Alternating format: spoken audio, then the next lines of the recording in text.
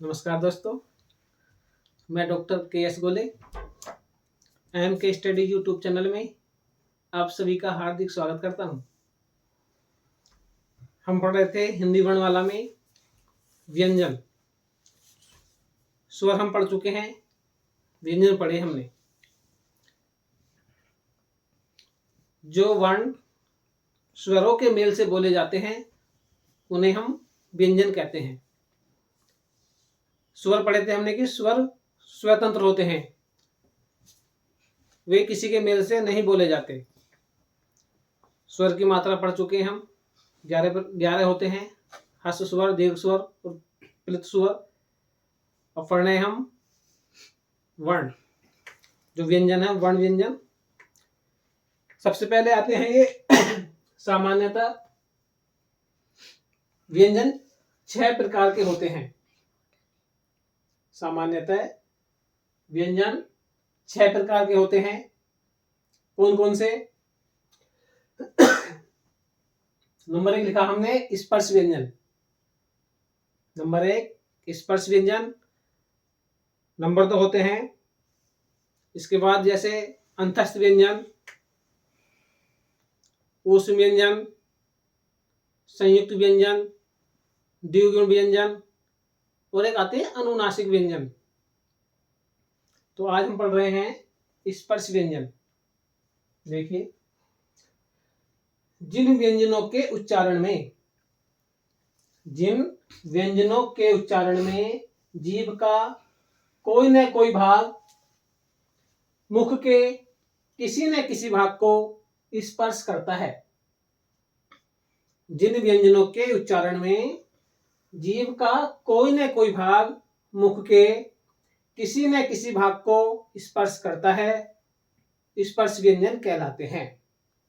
क्योंकि जब हम व्यंजनों का उच्चारण करते हैं, बोलते हैं, तो हमारी जो जिह्वा है ये हमारे मुंह के अंदर किसी न किसी भाग को छूती है, उसे स्पर्श कर कर आवाज निकलती है, इसलिए इन्हें स्पर्श व्यंजन कहा जाता है। इस स्पर्श व्यंजन कौन कौन से होते हैं? कैसे लेकर मैं तक। कैसे लेकर मैं तक 25 स्पर्श व्यंजन हैं। कितने हैं? 25। ये क्वेश्चन पूछ लेता है कि स्पर्श व्यंजन कितने हैं? ये 25 स्पर्श व्यंजन है। इन्हें 5-5 के वर्गों में विभाजित किया गया है। 25 स्पर्श व्यंजनों को 5-5 के वर्गों में विभाजित किया गया है। अतः इन्हें वर्गीय व्यंजन भी कहते हैं। क्या कहते हैं इन्हें? वर्गीय व्यंजन। इनका दूसरा नाम वर्गीय व्यंजन भी है। किनका? स्पर्श व्यंजन का।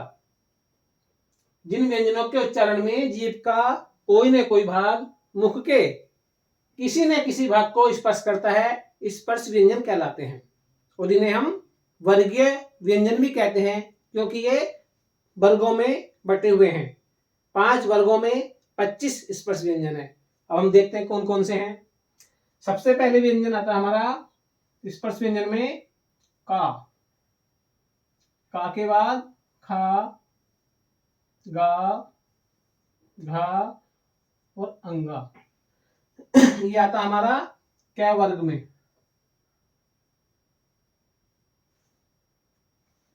क्या वर्ग है? प्रत्येक वर्ग का हम पहला वर्ण ले लेते हैं, उसी के नाम पर वर्ग का नाम रखा है। दूसरा आता है हमारा च वर्ग।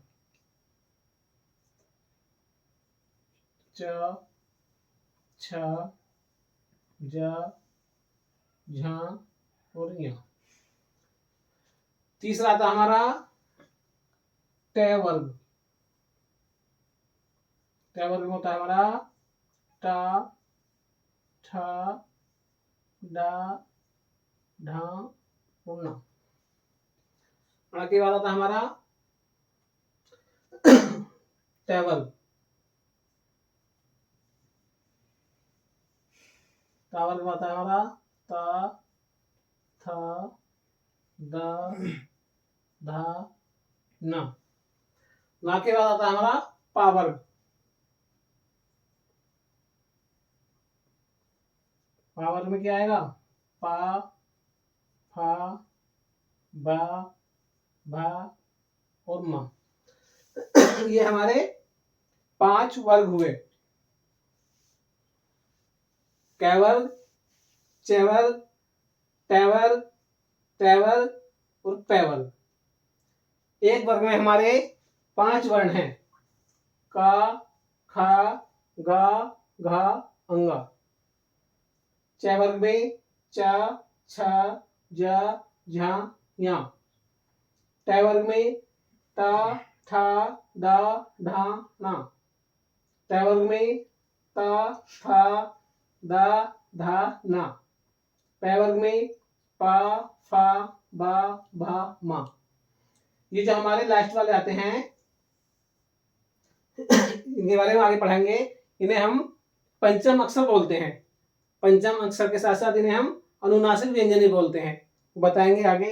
अब इसके बाद हम पढ़ते हैं जो मैं के बाद आते हैं ये रे ले वे, जो अंतस्थ व्यंजन कहलाते हैं। क्या होते हैं वो? ये रे ले वे पढ़ते हैं। अंतस्थ व्यंजन क्या होते हैं? ठीक है। मैं के बाद आता है हमारा अंतस्थ व्यंजन, जिसे हम नंबर 2 पर पढ़ रहे हैं। जिन व्यंजनों के उच्चारण में मुख बहुत संकुचित हो जाता है, फिर भी वायु स्वरों की भांति बीच से निकल जाती है।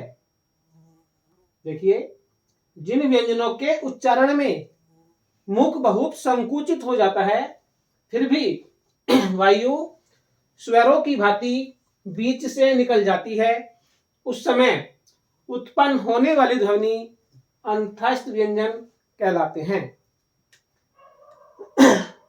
इन्हें हम अर्ध स्वर भी कहते हैं। कौन कौन से अंतस्थ व्यंजन हैं? या, रा, ला, वा। या, रा, ला, वा, ये हमारे अंतस्थ व्यंजन हैं। अंतस्थ व्यंजनों को हम यण व्यंजन भी कहते हैं। ये चीज भी हमें याद होनी चाहिए कि अंतस्थ व्यंजनों का दूसरा क्या नाम है। इन्हें हम यण व्यंजन भी कहते हैं और ये अर्ध स्वर भी कहलाते हैं। एक बार देखेंगे दोबारा। जिन व्यंजनों के उच्चारण में मुख बहुत संकुचित हो जाता है, फिर भी वायु स्वरों की भांति बीच से निकल जाती है, उस समय उत्पन्न होने वाली ध्वनि अंतस्थ व्यंजन कहलाते हैं। ये हमारे 4 हैं, या, रा, ला, वा। इन्हें हम अर्ध स्वर भी कहते हैं और इन्हें हम यण व्यंजन भी कहते हैं। इसके बाद आता है हमारा आगे ऊष्म व्यंजन। ऊष्म, जैसे पता चल रहा है, नाम से पता चल रहा है ऊष्म। ऊष्म माने गर्म होता है ना। जिन व्यंजनों के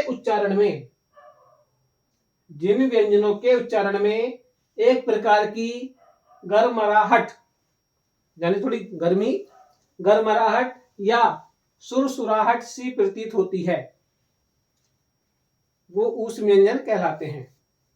जिन व्यंजनों को बोलने में हमारे मुख के अंदर से थोड़ी ऊष्म यानी कि गर्माहट आती है या सुरसुराहट सी प्रतीत होती है, वे ऊष्म व्यंजन कहलाते हैं। ऊष्म व्यंजन भी हमारे 4 हैं। देखिए, शा, शा, से और ये हा, ये हमारे 4 ऊष्म व्यंजन हैं। 4 अंतस्थ व्यंजन और 4 ये हमारे ऊष्म व्यंजन। इससे पहले हमने पढ़े हैं 25 स्पर्श व्यंजन। कितने हुए?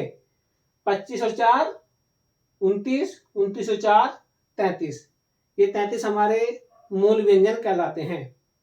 कभी कभी क्वेश्चन आ जाते हैं कि मूल व्यंजन कितने हैं, तो हमें याद होना चाहिए मूल व्यंजन हमारे 33 हैं। 33 कौन कौन से? 25 हमारे स्पर्श व्यंजन, 4 हमारे अंतस्थ व्यंजन और 4 हमारे ऊष्म व्यंजन। ये कुल मिलाकर 25 और 4 अंतस्थ व्यंजन और 4 ऊष्म व्यंजन, ये हुए हमारे 33 होते हैं हमारे मूल व्यंजन।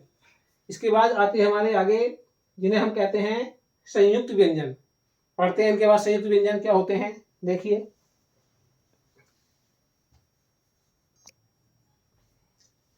नंबर 4 आता है हमारा संयुक्त व्यंजन। हम पढ़ चुके हैं स्पर्श व्यंजन, उसके बाद पढ़े हमने अंतस्थ व्यंजन, फिर उष्ण व्यंजन, अब आता हमारा संयुक्त व्यंजन। जिन व्यंजनों के उच्चारण में, नंबर 4 संयुक्त व्यंजन, जिन व्यंजनों के उच्चारण में अन्य व्यंजनों की सहायता ली जाती है। जिन व्यंजनों को बोलने में हम दूसरे व्यंजन वर्णों की सहायता लेते हैं उन्हें संयुक्त व्यंजन कहते हैं। संयुक्त जैसे कि नाम से पता चल रहा है, संयुक्त मतलब जुड़े हुए। ये व्यंजन हमारे अन्य व्यंजनों से जुड़े हुए होते हैं।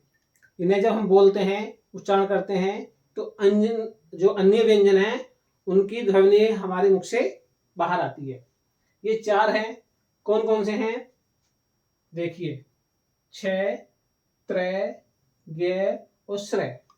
ये किन किन के योग से बनते हैं ये भी देख लेते हैं। ये बनता हमारा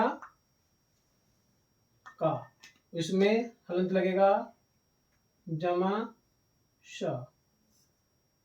एक चीज और, अगर हम यहाँ हलंत लगा देते हैं सामने तो फिर आगे हम ए ओ लिखेंगे, नहीं लगाते हैं तो ऐसे सही रहेगा।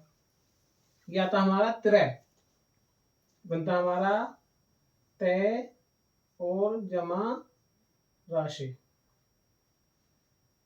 2 व्यंजन वाले इसमें क और स, इसलिए ये संयुक्त व्यंजन है क्योंकि 2 व्यंजनों के मिलने से बन रहा है।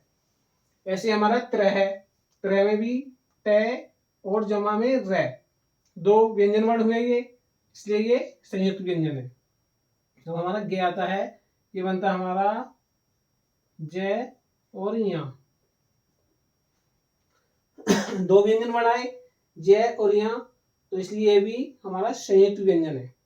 आगे आता है हमारा श्रय, ये बनता हमारा श जमा र। 2 व्यंजन वर्णों से बना है। कभी कभी ये क्वेश्चन आ जाता है पेपर में, क्या एक वर्ण दे दिया, मान लीजिए हमें ये वर्ण दे दिया, ये पूछेगा ये किस किस के योग से बना है, तो हमें पता होना चाहिए कि क और श से बना है। कभी कभी ऐसे ना देकर, मान लीजिए इसमें हमने हलंत लगा दिया नीचे, तो इसके बाद हम फिर आगे ये ए भी लिखेंगे, क्योंकि व्यंजन वर्ण के नीचे हलंत लगाने से वो स्वर रहित हो जाता है। ये हम बता चुके हैं कि प्रति एक व्यंजन वर्ण में ए स्वर छुपा हुआ होता है। ऐसे ही अगर हम यहाँ हलंत लगा देते हैं तो यहाँ भी आ हो जाएगा। इस तरीके से अगर यहाँ लगा देते हैं तो यहाँ भी आ आएगा, अगर यहाँ लगा देते हैं तब यहाँ भी आ आएगा नीचे हलंत लगाने से। ये हमें पता होना चाहिए।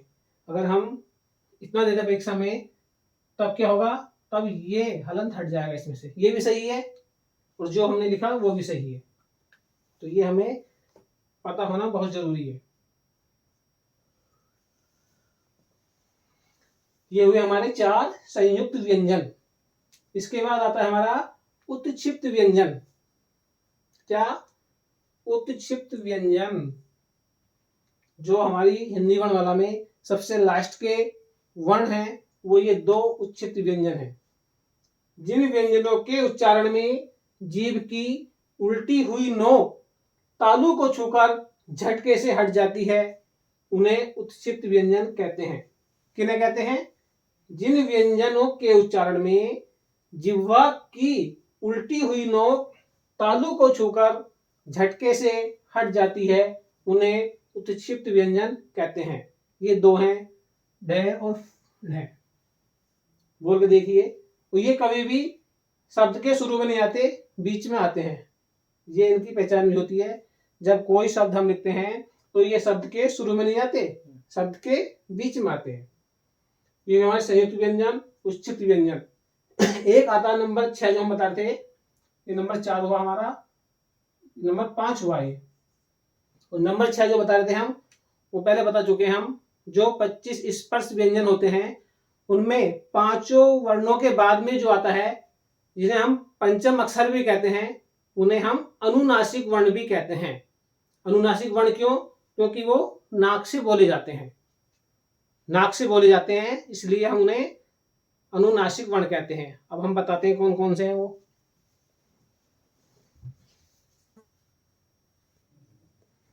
यह आता हमारा नंबर 6 अनुनासिक व्यंजन। अनुनासिक व्यंजन क्या होते हैं, देखिए,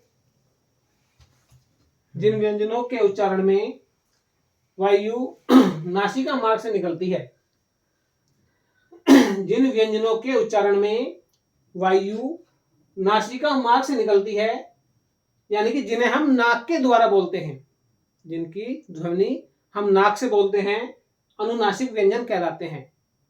ये 5 है। 5 कौन कौन से हैं? अंगा, ञा, ना, ना, मा। देखिए, इनकी ध्वनि नाक से निकली है हमारी। अंगा, ञा, ना, ना, मा।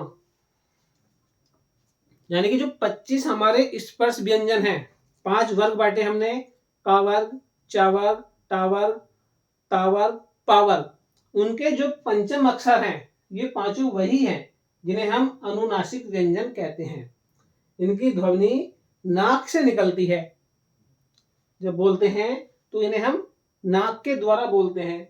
देखिए, अंगा, ञा, ना, ना, मा।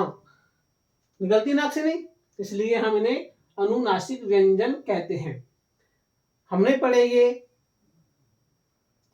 व्यंजनों के 6 प्रकार। कौन कौन से पढ़े?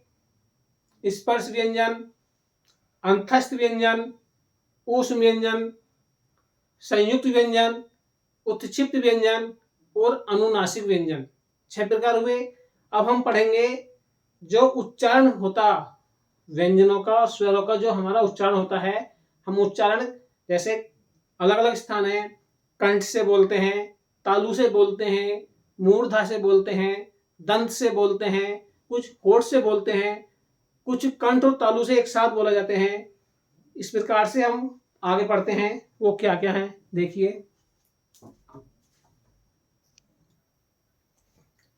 ये हमारा वर्णों का उच्चारण। वर्णों का हम उच्चारण किस प्रकार से करते हैं, देखिए। सबसे पहले करते हैं हम कंठ से।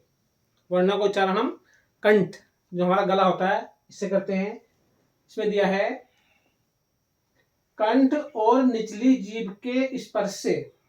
कंठ और जीभ का जो निचला भाग होता है, उसके स्पर्श से बोले जाने वाले वर्ण, यानी कि कंठ और जीभ के स्पर्श से जो वर्ण बोले जाते हैं, उन्हें हम कंठ वर्ण कहते हैं। इसमें कौन कौन से वर्ण आते हैं? ये हमारा ए, आ। बोल के देखिए, ए, आ। ये हमारे दोनों स्वर वर्ण हैं। इसके बाद कै वर्ग। कै वर्ग के 5 वर्ण। कै वर्ग में जो 5 वर्ण आते हैं हमारे व्यंजन, का, खा, गा, घा, अंगा, ये 5 वर्ण। और है, जो है होता है हमारा, है के बाद और जो विसर्ग होता है, है और विसर्ग, क्या क्या हुए? ए, आ। कै वर्ग। कै वर्ग के जो 5 व्यंजन वर्ण होते हैं, है और विसर्ग, इन्हें हम बोलते हैं कंठ के द्वारा, इसलिए इन्हें हम कंठ व्यंजन कहते हैं। कंठ और निचली जीभ के स्पर्श से बोले जाते हैं। अब आगे आता है हमारा तालव्य व्यंजन, जो हम तालव्य के माध्यम से बोलते हैं। तालु और जीभ के स्पर्श से जो वर्ण तालु और जीभ के स्पर्श से बोले जाते हैं। जीभ तो प्रत्येक उच्चारण में काम करती है, तो इसमें दिया है तालु और जीभ के स्पर्श से बोले जाने वाले वर्ण, ये तालव्य वर्ण कहलाते हैं। कौन कौन से हैं? ई, ई, ई, ई, च वर्ग, य और स। देखिए, ये हमारे दोनों क्या हुए? ई और ई, ये दोनों हमारे स्वर वर्ण हुए। उसके बाद च वर्ग। च वर्ग के 5 व्यंजन वर्ण कौन कौन से? चा, छा, जा, झा, या। च वर्ग के 5 वर्ण और य और सा, ये हमारे तालव्य वर्ण कहलाते हैं, क्योंकि इन्हें हम कंठ के बाद तालव्य के द्वारा उच्चारण करते हैं। इसके बाद आता है हमारा उच्चारण स्थान मूर्धन्य। क्या आता है? मूर्धन्य। इसमें है मूर्धा और जीभ के स्पर्श से बोले जाने वाले वर्ण। जिन वर्णों को हम मूर्धा और जीभ के स्पर्श से बोलते हैं ये हमारे मूर्धन्य वर्ण कहलाते हैं। कौन कौन से हैं? तो हमारा रिरी, रिरी और टैवर। टैवर के पांचों व्यंजन वर्ण कौन कौन से? टा, ठा, डा, ढा, णा और रे और ये स। कौन सा स? ये जो होता है पेचरा वाला स बोलते हैं इसे। ये हमारे मूर्धन्य वर्ण होते हैं। इसके बाद आता है हमारा दंत्य, जिनके उच्चारण में दांत, हमारी जिह्वा जो है दांत से स्पर्श होती है। दिया इसमें दांत और जीभ के स्पर्श से बोले जाने वाले वर्ण। जिन वर्णों को हम बोलते समय हमारी जीभ दांतों को स्पर्श करती है उन्हें हम दंत्य वर्ण कहते हैं।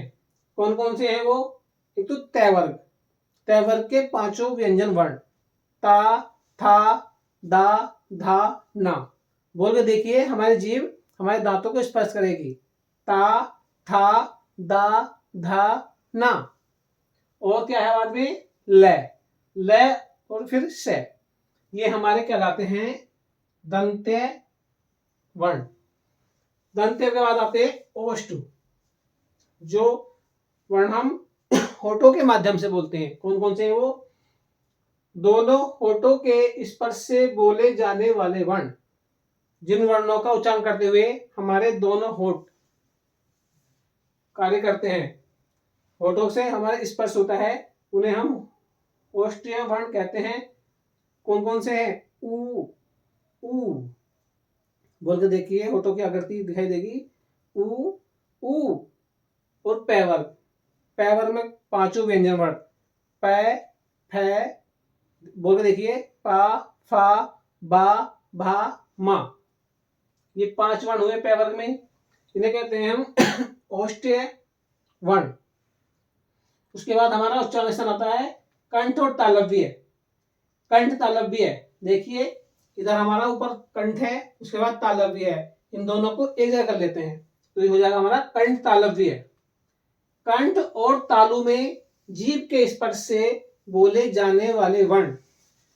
कंठ में दे रखा था कंठ और जीभ, तालव्य में दे रखा था तालु और जीभ, लेकिन जब हमने नीचे आया तो देखा कंठ तालव्य, इसमें कंठ भी और तालु भी, दोनों में जीभ के स्पर्श से बोले जाने वाले वर्ण कौन कौन से हैं?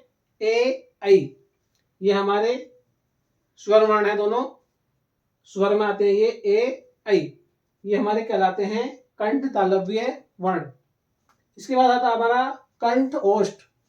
इसमें कंठ और होठ के द्वारा बोला जाता है। देखिए आता है कंठ तालव्य देखा हमने, अब कंठ के बाद ओष्ठ पे आ जाइए। इसमें कंठ और यह होठ, इनके माध्यम से बोला जाता है। तो इसमें क्या आएगा? कंठ और जीव, कंठ द्वारा जीव और होठ दे रखा है। कंठ द्वारा जीव और जो हमारे होठ होते हैं, होठों के कुछ स्पर्श से बोले जाने वाले वर्ण ये कौन कौन से हैं? ये दो वर्ण हैं, ओ, औ। क्या है? ओ, औ। ये भी हमारे स्वर्ण जो स्वर होते हैं, स्वर वर्ण है। इसके बाद आता है हमारा दंतोष्ठ। ये बहुत मोस्ट है, पूछ लेता है इसको। दंतोष्ठ, दांत से जीभ और होठों के कुछ योग से बोले जाने वाला वर्ण। जो वर्ण दांत, जीभ और होठ के स्पर्श से बोला जाता है वो है हमारा व। क्या है? व। इसे हम कहते हैं दंतोष्ठ वर्ण। देखिए उच्चारण जो हमने किया, वर्णों का उच्चारण वो इस प्रकार है। कंठ है, तालव्य है, मूर्धन्य है, दंत, ओष्ठ, ओष्ठ के बाद कंठ तालव्य है, कंठोष्ठ, दंतोष्ठ। कितने हुए ये? 1 2 3 4 5 6 7 8 8 प्रकार से हम वर्णों का उच्चारण करते हैं। अब एक बार इन्हें हम याद कर लेंगे कि बहुत जरूरी है, प्रत्येक पेपर में मिलते हैं। उच्चारण स्थान प्रत्येक पेपर में पूछा जाता है, बहुत ही मोस्ट है। एक बार दोबारा देख लीजिए। कंठ से जो बोले जाते हैं, कंठ और जीभ के स्पर्श से बोले जाने वाले वर्ण कौन कौन से हैं? ए आ हमारे स्वर वर्ण है। और कै वर्ग में 5 जो वर्ण आते हैं हमारे, 5 वर्ण कै, ख, ग, घ, अंग। है और विसर्ग ये हमारे कंठ्य वर्ण कहलाते हैं। तालव्य वर्ण कौन कौन से हैं? तालु और जीभ के स्पर्श से बोले जाने वाले वर्ण। तालु और जीभ के स्पर्श से बोले जाने वाले वर्ण कौन कौन से हैं? ई 2 होती है ना, इसे एक छोटी बोलते हैं, एक बड़ी बोलते हैं। तो छोटी को हम थोड़े कम समय में हल्की आवाज से बोलते हैं, उस बड़ी को है कुछ ज्यादा समय में तेज आवाज से बोला जाता है, खींचकर। ई चैवर्ग के 5 वर्ण चा, छा, जा, झा, या और य और से। इसके बाद मूर्धा और जीभ के स्पर्श से बोले जाने वाले वर्ण कौन कौन से हैं? तो हमारा रेरी। टैवर्ग के 5 व्यंजन वर्ण कौन कौन से? टा, ठा, डा, ढा, णा, रे और ये हमारा से। इसके बाद आता दांत और जीभ के स्पर्श से बोले जाने वाले वर्ण। जो वर्ण दांत और जीभ के स्पर्श से बोले जाते हैं उन्हें कहा जाता है दंत वर्ण। कौन कौन से होते हैं? टैवर्ग के 5 व्यंजन वर्ण होते हैं, ता, था, दा, धा, ना, ल और से। इसके बाद आते हैं ओष्ठ। दोनों ओठों के स्पर्श से बोले जाने वाले वर्ण। जिन व्यंजनों के उच्चारण करने में हमारे ओठों की आकृति दिखाई देती है वो है हमारे ऊ 2 ऊ हैं, छोटा ऊ और बड़ा ऊ और पैवर्ग में 5 व्यंजन कौन कौन से? पा, फा, बा, भा, मा। इसके बाद आता हमारा कंठ और तालव्य इन दोनों के मिलाने से बनता है। ये कंठ और तालु में जीभ के स्पर्श से बोले जाने वाले वर्ण हैं, ये हमारे ए ऐ 2 हैं, ये ए ऐ। कंठोष्ठ में होता है कंठ द्वारा जीभ और होठों के कुछ स्पर्श से बोले जाने वाले वर्ण, ये 2 हैं हमारे ओ औ। कौन कौन से हैं? ओ औ। इसके बाद आता हमारा दंतोष्ठ। देखिए दंतोष्ठ पहले बताया बहुत मोस्ट है, ज्यादातर परीक्षा में पूछा जाता है। ये दांत से जीभ और होठों के कुछ योग से बोले जाने वाला वर्ण, ये हमारा व, बहुत ही मोस्ट है ये हमने पढ़े आज हिंदी वर्णमाला में व्यंजन वर्ण। पहले हमने इनके प्रकार पढ़े 6 प्रकार। कौन कौन से? स्पर्श व्यंजन और अंतस्थ व्यंजन, फिर ऊष् व्यंजन, ऊष्म के बाद पढ़े फिर हमने संयुक्त व्यंजन, फिर पढ़े हमने उच्छिप्त व्यंजन, उच्छिप्त के बाद पढ़े हमने फिर अनुनासिक व्यंजन। 6 प्रकार के व्यंजन पढ़े। उसके बाद हमने उनकी गिनती भी बताई कि 25 हमारे स्पर्श व्यंजन होते हैं, 4 हमारे अंतस्थ व्यंजन होते हैं, 4 हमारे ऊष्म व्यंजन होते हैं, और 4 हमारे संयुक्त व्यंजन होते हैं, 2 हमारे उत्क्षिप्त व्यंजन होते हैं, और जो 5 होते हैं हमारे वो हमारे अनुनासिक वर्ण कहलाते हैं, जो हमने लिए हैं। 5 जो वर्ग बताए, कै वर्ग, चै वर्ग, टै वर्ग, पै वर्ग और पै वर्ग, उनके जो पंचम अक्षर हैं 5 जो लास्ट वाले 5 वो हमने 5 लिए, उन्हें पंचम अक्षर बताया, उन्हें हम अनुनासिक व्यंजन कहते हैं, क्योंकि वो नासिका यानी कि नाक के माध्यम से बोले जाते हैं। उनकी ध्वनि जब हम बोलते हैं तो हमारे नाक से आती है, वो हमारे पंचम अक्षर या अनुनासिक व्यंजन कहलाते हैं। उसके बाद पढ़ा हमने वर्णों का उच्चारण स्थान। ये कौन कौन से पढ़े हमने? ये पढ़े हमने कंठ, तालव्य, मूर्धा, दंत, ओष्ठ, और फिर है हमारा ये कंठ तालव्य, कंठोष्ठ, और ये हमारे दंतोष्ठ। इनका सबका बहुत ही महत्वपूर्ण योगदान रहता है और ये परीक्षा में पूछे जाते हैं। जो उच्चारण स्थान है या वर्णों का प्रकार है, ये पूछ लेता है ये कौन से वर्ण हैं, जैसे दे दिया अंतस्थ व्यंजन या ऊष्म व्यंजन, तो इस प्रकार से पूछे जाते हैं। इनकी गिनती पूछी जाती है, इसलिए इन्हें ध्यान से पढ़ना बहुत ज़रूरी है। हमारी वीडियो अगर देखेंगे तो मुझे उम्मीद है बहुत अच्छे तरीके से समझाया गया है, ज़रूर समझ में आएगा। जो बचा हमारा कल की क्लास में हम पढ़ेंगे, जैसे व्यंजन वर्णों को बांटा गया है, अल्पप्राण है, महाप्राण है या घोष अघोष है, इस प्रकार से हम कल की क्लास में पढ़ेंगे। आज की क्लास हम अपनी यहीं पूरी करते हैं। हमारी क्लास पसंद आई हो तो लाइक करना, कमेंट करना, शेयर करना, और जो हमारा ये चैनल है MK स्टडी, इस पे हमने एक स्क्रीन पे नंबर दिया है, उस नंबर पर आप संपर्क कर सकते हैं। कोई पढ़ाने में त्रुटि हो तो उसके बारे में हमें सुझाव दे सकते हैं। और 2 फरवरी से हम हमारा यूपी टेट है और सुपर टेट है, इसकी ऑफलाइन क्लास चलाएंगे। पढ़ने के लिए संपर्क करें। इसी के साथ हम अपनी क्लास पूरी करते हैं। जय हिंद, जय भारत।